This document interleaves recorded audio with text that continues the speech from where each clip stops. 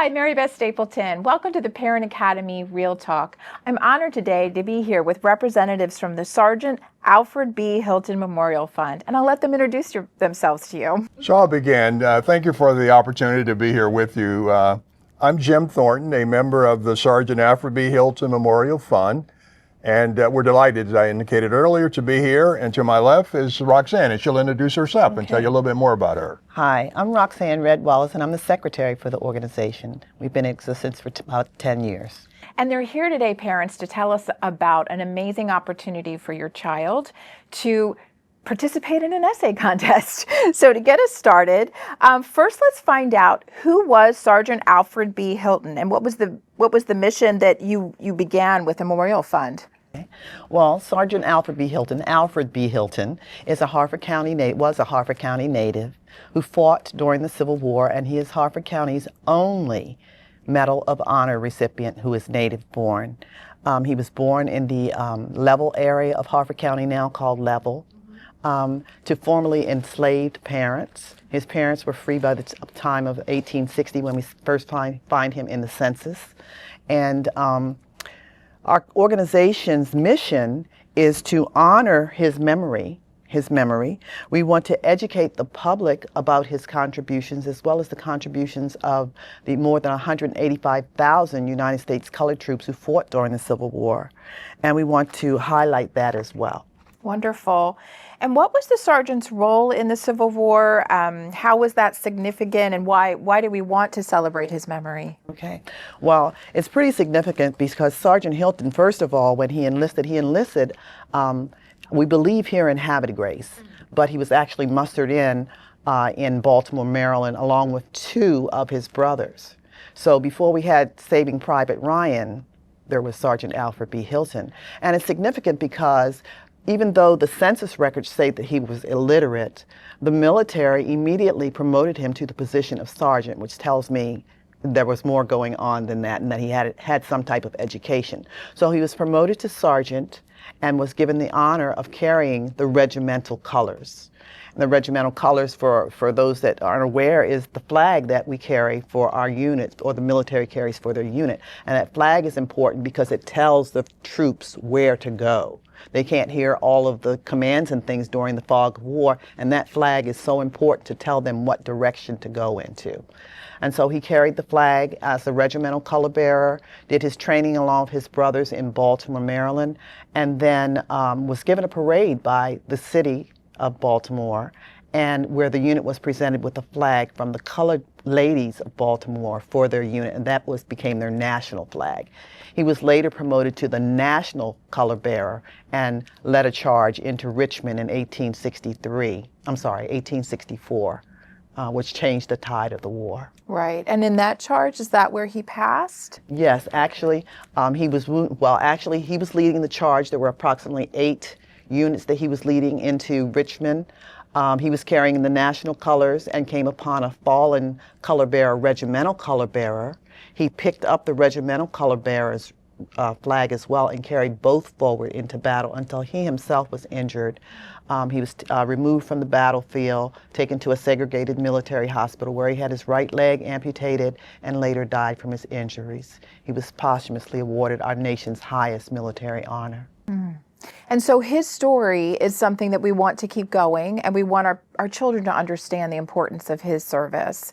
So thinking about that, what are some lessons that parents could really teach their children from his story, and that we want them to learn from the story that you just shared? Sure. First of all, it's important, I think, for our students to be aware that we have a person from Harford County, a local hero, that truly is a national hero. Yes. And that he demonstrated the highest honor, if you will, and he lost his life in battle. So one of bravery, courage, those are attributes and qualities that we would hope that all of our students and parents would encourage their students to really acquire over time a commitment to service. So here's a person that didn't have to really volunteer to go into the service, and he and his brothers decided that they really wanted to be part of this conflict, major conflict, the most divisive thing that's ever happened in our country. And so I would encourage parents to really use this story as a way to help kids and students to understand they can make a difference also. And that their involvement, whatever the organizations are that you're thinking about getting involved or you're currently involved, demonstrate leadership. And no one shouldn't feel as if they can't play a role in some way in terms of making our society a better society. And I think Sergeant Alfred B. Hilton demonstrated this and paid the ultimate sacrifice and a commitment, obviously, to our country. And so I would encourage all of our students and parents to embrace really the role that Sergeant Hilton played and how important it is. And that's one of the reasons that we wanted to really introduce this contest here in our county, because we have this local hero. And we would hope that this segment, along with other social media, kids would become aware of this contest and really get involved. Well, that's really what we're here to talk about, which is the contest and how do we celebrate his memory. So thinking about the contest and what do we need parents to understand about the contest, if you could tell us a little bit more about it and how do they get more information? Sure. So as we were thinking about really hosting this or providing an opportunity for students to learn about Sergeant Alfred B. Hilton, we structured it in a way where we hope that there would be a strong response. So grade K through 5, it will be artwork.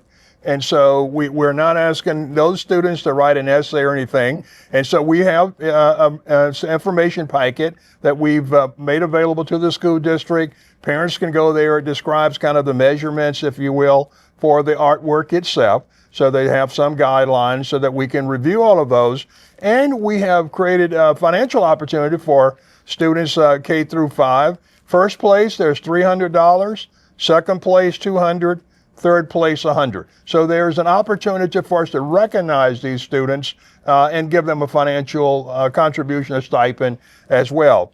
And the grade 6 through 8 and 9 through 12, which are the two different bands, a little bit richer, if you would, in terms of the amount of money that is going to be paid to these students. First place on the 6th through 8th will be $500. Second place, $250.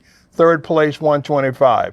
And then for the more senior, if you would, students, 9 through 12, first place, $1,000. Second place will be $750.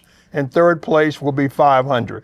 And we will recognize these students at our June event. Each year we host an annual event in honor of Sergeant Alfred B. Hilton. It's going to be held at the Historic Society here in Bel Air. And each of these students and their parents, hopefully, will be acknowledged and recognized at that event. Wonderful. Well, we'll have a link there for parents so that they can hear more information, learn more information, and really get into that content around how do we help our children do the essay, do the artwork, and support them in that. So this is a wonderful story and just a testament to just the history in our community and the legacy of Alfred B. Hilton. It's just a great story. So thank you so much for sharing that and for helping our families have a family engagement activity where children can learn and really celebrate a true hero. So thank you both for being here. Well, thank you. And thank you, parents. And we'll see you next time for Parent Academy Real Talk.